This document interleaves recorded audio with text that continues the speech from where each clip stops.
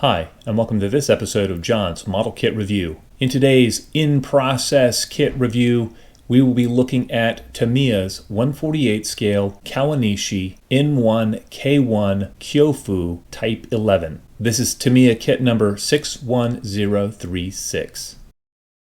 More than any other country during World War II, Japan was committed to the concept of the float plane fighter. The N1K1 first flew in 1943, and the Allied code name for it was Rex. Although the N1K1 was one of the most successful float plane fighters to enter operational service, it arrived too late in the war to have any serious effect on the outcome. Not only was the N1K1 developed as a float plane fighter, it was also developed as a land plane fighter in the form of the N1K1J and the later N1K2J version. I have previously built both of the land plane versions of this aircraft, and I'm looking forward to completing this float plane version. In this model kit review, we'll be going through the kit instructions and looking at those. We'll take a look at the detailing on the interior parts that are included with the kit. We'll also take a look at some of the other detail parts that are included with the kit.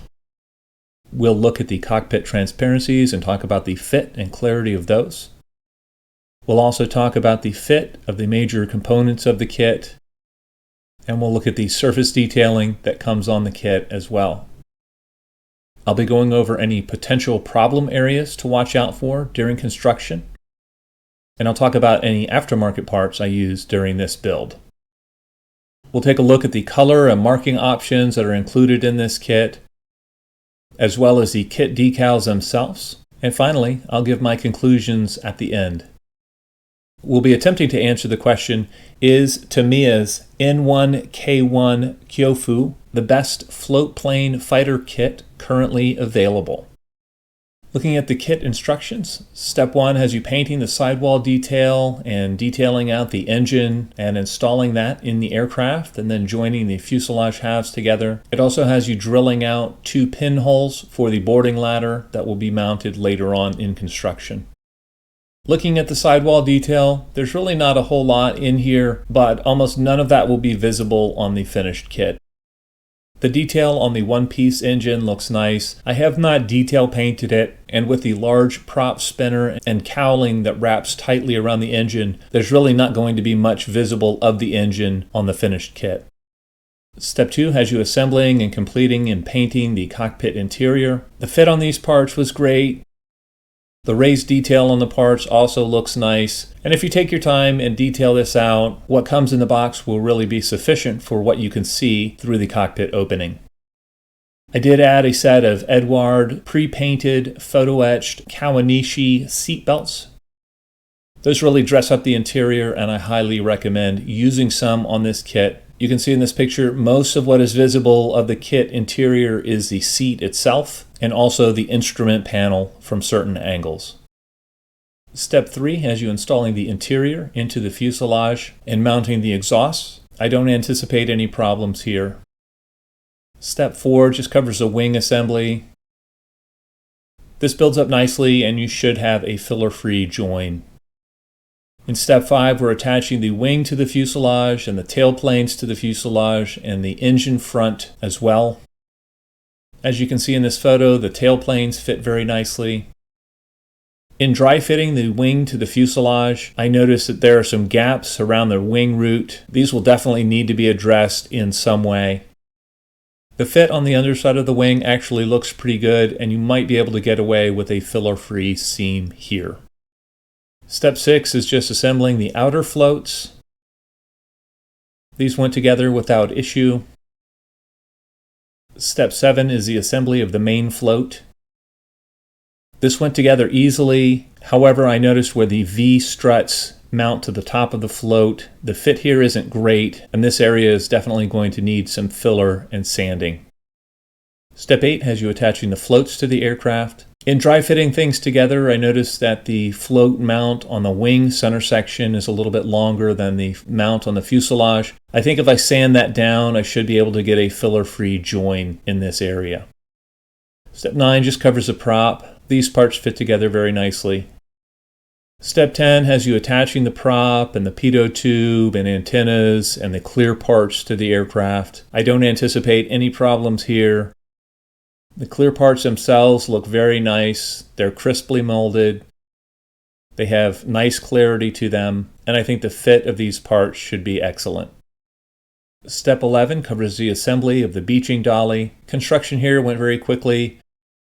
The only thing to really watch out for is cleanup of the mold seams on the wheels and on some of the framing on these parts. Looking at the color and marking options on this kit, there's a nice side view in the instructions as well as an upper and lower view. And then on the sides of the box we have full color diagrams of the 3 marking options included in this kit.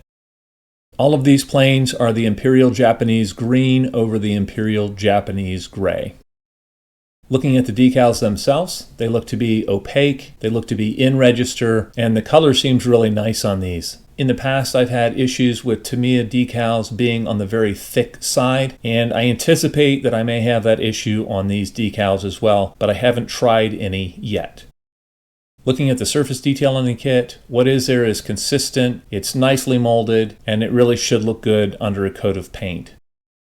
In summary, Tamiya's N1K1 really looks to be a nice kit. It's not parts heavy, it assembles very quickly, the detailing on the interior is very nice, and the only addition I made with aftermarket parts is that of the seat belts. I think those really dress up what's visible through the cockpit opening. There are definitely a few areas to watch out for in regards to fit. That includes the wing roots and the main float to fuselage fit, as well as the V-strut to main float fit. With some careful dry fitting and a little bit of putty, you should be able to get a nice result on the exterior of the kit. The clear parts themselves look great. I don't anticipate any issues there. And my only concern with the decals is they might be on the thick side. The instructions are clear and concise, and I think this model will really turn out nicely in the end. I'm looking forward to completing this build. Is Tamiya's N1K1 Kyofu the best float plane fighter kit currently available? Well, I think the current Mitsubishi Zero-based float plane fighters from Hasegawa and Edouard are better kits than this overall. However, this Tamiya kit remains the only N1K1 currently available in 1/48 scale. I would recommend this kit to modelers with a few kits under their belt, and I'm really looking forward to having this unique float plane fighter on the shelf. Well, I'd love to know what you guys think. If any of you have built Tamiya's N1K1 previously, please feel free to comment in the comment section below. As always, I hope you found this video entertaining and informative, and until next time, model on.